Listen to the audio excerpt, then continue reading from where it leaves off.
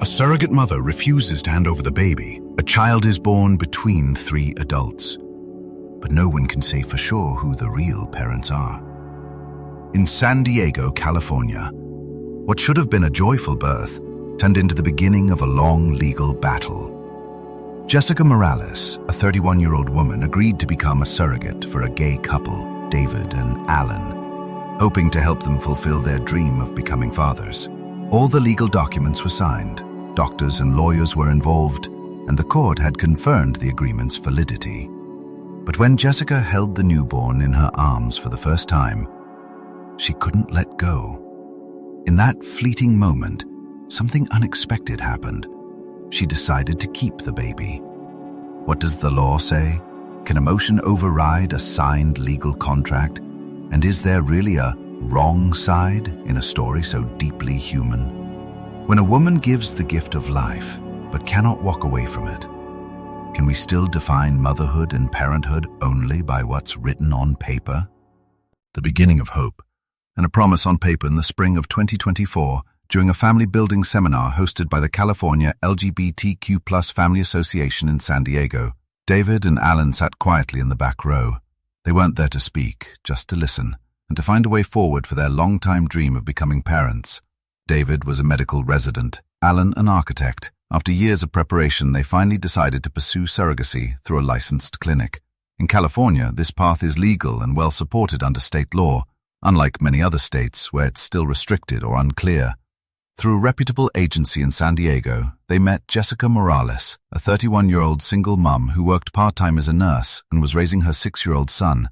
She explained that her reason for becoming a gestational carrier wasn't just financial. She genuinely wanted to help others experience the joy of raising a child, something that had changed her life. After several meetings, medical and psychological evaluations, and legal reviews on both sides, the three reached an agreement. Jessica had her own lawyer, and everything was clearly written into a formal contract backed by California Family Code sections 7960 to 7962. The contract included: in June 2024, the medical procedure was successful and Jessica became pregnant. The pregnancy progressed smoothly. David and Alan were involved throughout, attending doctor visits, joining prenatal classes, and even celebrating Jessica's son's birthday together. During one checkup, when all three heard the baby's heartbeat for the first time, David gripped Alan's hand and Jessica whispered, "I'm not sure why my heart is racing. Maybe it's the baby. Or maybe it's just how emotional this is." For a moment, they felt like a modern family coming together through compassion and trust. But no one could have predicted what would come next. A choice made in the hospital room that would turn their joyful plan into one of the most complex legal battles ever seen in their county, when motherhood doesn't follow the plan. And the moment that changed everything, in March 2025. Jessica Morales arrived at the labor and delivery wing of UC San Diego Medical Center after more than 9 hours of contractions. David and Alan waited nervously outside, hearts pounding like they were about to step into a brand new life. Jessica gave birth to a healthy baby girl, weighing just over 6.8 pounds. As part of the hospital's standard post-delivery care, the baby was gently placed on Jessica's chest for a few moments, just long enough to support early bonding hormones. But something unexpected happened. Jessica began to cry. Not tears of relief, but deep, shaking sobs that filled the quiet room. A nurse leaned in and whispered, "Would you like me to take the baby?" Jessica shook her head slowly, pulling the child closer. "Please, just give me a little more time." The recovery room seemed to stretch into silence. When David and Alan were finally invited in to see the baby, Jessica didn't speak at first. She looked at them, then at the tiny newborn in her arms. I can't hand her over right now. I'm sorry." The words hit like thunder. Alan tried to stay calm and asked gently, "What's going on, Jessica? We made a promise, all of us." Jessica looked down, tears falling onto her hospital gown. "I know. I signed the papers, but I didn't expect to feel this much. She's been a part of me for 9 months, every heartbeat, every moment. Within hours, tension swept through the hospital. The surrogacy agency was called in, attorneys got involved, and by the next day, Jessica officially refused to transfer custody, even with the contract in place, asking to keep the baby temporarily until a court could provide guidance. David was in shock. Alan leaned his head against the glass wall, trying to make sense of it all. Their dream, a family they'd waited 10 years for, was suddenly at risk because of something that wasn't in the contract: Jessica's emotional bond. Next day, Jessica's legal team filed a motion to delay the official birth certificate that would name David and Alan as legal parents. They cited a rare and emotional condition after childbirth that made it impossible for Jessica to move forward as planned. They also asked the court to reconsider the contract's immediate enforceability. The case quickly caught the attention of local media. A friend of Jessica told reporters, "She didn't plan to break the deal, but how do you walk away from a baby you felt kick, heard the heartbeat, carried with you day and night? How do you tell your heart not to love when it already belongs to someone so small?" Surrogacy law in California, where emotions meet legal boundaries. California has long been one of the most progressive states in the U.S. when it comes to recognizing and regulating assisted family building, especially surrogacy. Unlike many states that still ban or restrict it, California offers a clear and legally binding path for surrogacy agreements, as long as certain conditions are met. But the case involving Jessica and the couple David and Alan has drawn special attention from legal experts, because it involves something that no contract can fully account for: human emotion. The law guiding this type of surrogacy is found in California Family Code sections 7960 through 7962.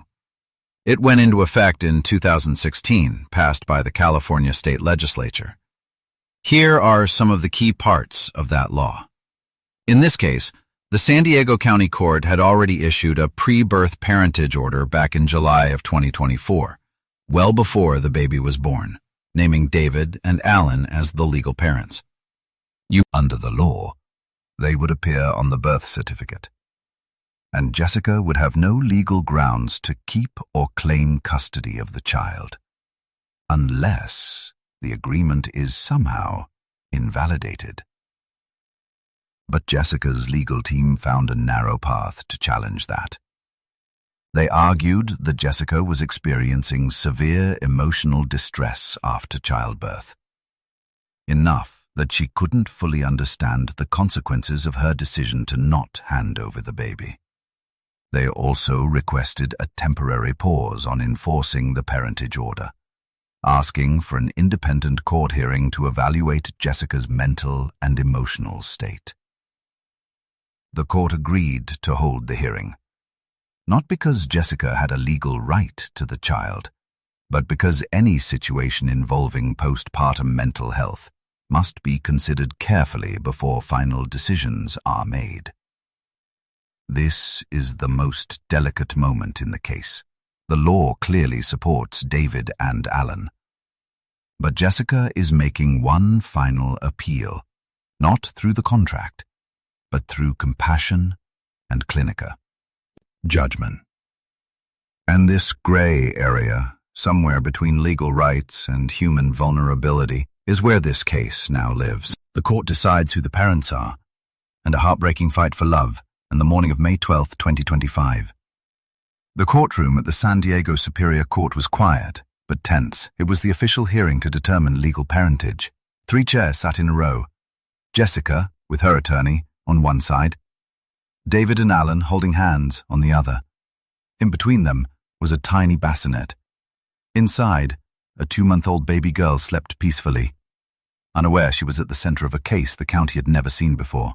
David and Alan's lawyer began by referencing California Family Code 7962B, stating, "Once a surrogacy agreement meets all legal requirements and is approved by the court, The surrogate has no legal parental rights, regardless of what she feels after birth. They submitted the court-approved pre-birth order signed on July 10, 2024, and a DNA test confirming the child was genetically linked to David with an egg donor and had no biological connection to Jessica. They also shared videos from the pregnancy, David and Alan taking Jessica to doctor's visits, covering medical expenses, and a letter Jessica had written to the baby while pregnant. "Mommy Jessica is so happy to help bring you to your dad's." Jessica's attorney didn't deny the legality of the contract, but made two key arguments. The court called in two neutral experts. The pediatrician said the baby was healthy and that formula feeding would meet all nutritional needs. There was no medical reason the baby needed to remain with Jessica. The psychiatrist acknowledged Jessica's mental health challenges, but confirmed she remained legally competent and that her treatment could continue without the baby. Then Jessica was allowed to speak. Through tears, she said, "I know I signed the contract, but my heart didn't. How can a piece of paper stop a baby's cry from calling me Mom?" Alan's voice trembled as he responded, "We've heard that same cry for 10 years, in an empty house. This contract wasn't just a form, it was a promise we all made together." The room went silent. Judge Evelyn Chu, a veteran of 18 years in family law, paused for a long moment before delivering the court's decision.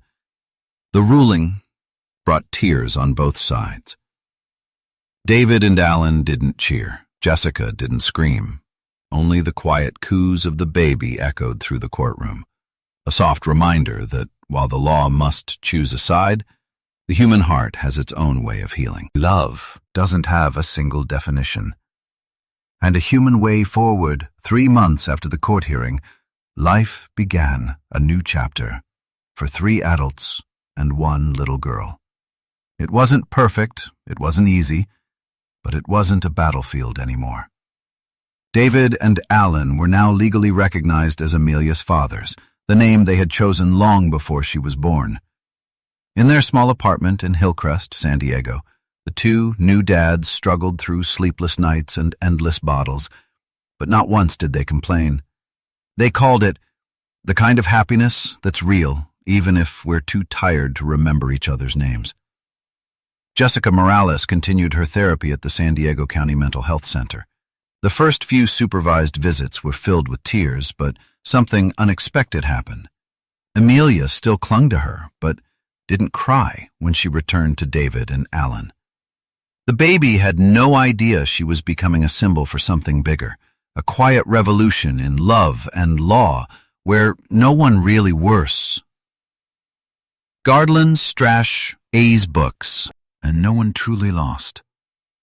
On their 7th visit, Alan handed Jessica a photo of Amelia smiling in her high chair. Written on the back were just a few words. "We know our daughter will grow up better with one more person who loves her." From that moment, they stopped trying to define who was mom or dad, and instead created something that didn't exist in any legal textbook, a 3rd circle of care. No legal labels, just respect and kindness. Jessica never asked for more rights. She didn't cut off contact either. She became Aunt Jessica, the special one, the one Amelia would call by name, the one who'd be there at birthdays, school plays, and the moments when a child simply needs an extra kind face. In July 2025, the 3 adults and little Amelia took a photo together in Balboa Park. No one held a court order. No one said the word contract. In that photo were 3 grown-ups who had all been hurt by love, and 1 child smiling like the sun had just come out. Some stories don't need a villain to feel heartbreaking. Sometimes just having to choose between being right and being kind is enough to tear someone apart. The story of Jessica, David, and Alan isn't about who was right or wrong. It's a real glimpse into the world we live in, where the law often moves ahead of emotions, but never deep enough to touch the heart completely. The surrogacy contract they signed showed how far our legal system has come, but it also reminded us of its limits. No document can predict the love that might grow from a heartbeat shared inside one body for 9 months. I don't blame Jessica. What mother wouldn't love her child? And my heart aches for David and Alan too. 2 men who wanted nothing more than to become fathers with honesty, commitment, and care. But I believe that true maturity doesn't come from winning an argument. It comes from knowing when to stop before love turns into harm. And that's what the 3 of them did. The law did its job. Protect, in rights, drawing boundaries. But these 3 adults, once on opposite sides, created something no rule book had planned for. A new kind of family. One where love doesn't need a title, just mutual kindness. Amelia will grow up with 2 legal dads and also with a woman who holds no legal label, but whose gentle presence will always be part of her life. How do you find today's story? Leave us a comment sharing your feelings and thoughts, and don't forget to click the subscribe button in the bottom right corner of the screen to follow more stories in daily life, humane and inspiring about life in America, where the law and humanity sometimes meet at the right time. Disclaimer: this video is an AI-generated simulation for educational, informational, and legal awareness purposes only. It does not promote illegal behavior or opposition to government. It is not a substitute for professional legal advice. All situations are illustrative in nature. The characters in the video are fictional and do not represent real people. Each case and local law may vary. Viewers should consult a qualified immigration attorney or contact their local authorities for accurate and appropriate legal guidance.